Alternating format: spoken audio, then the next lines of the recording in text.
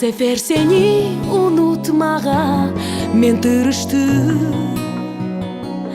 Menin olmağa sen layık aslı değilsin. Senin tatlı sözlerine men hiç inanmam. Bir vakit seni endi men hiç bağışlamam. Sevgi için pek çok sözler aytılar.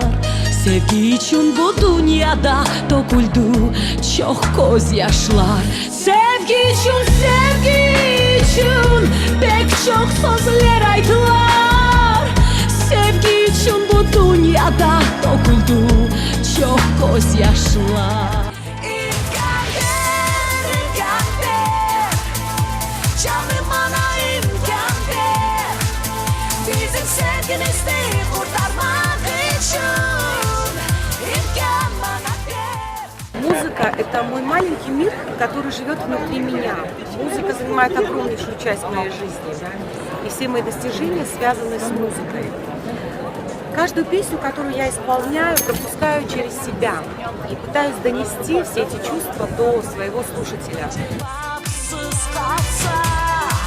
Gitmekesin aşıkma, yok deme canım ana. İmkan ver,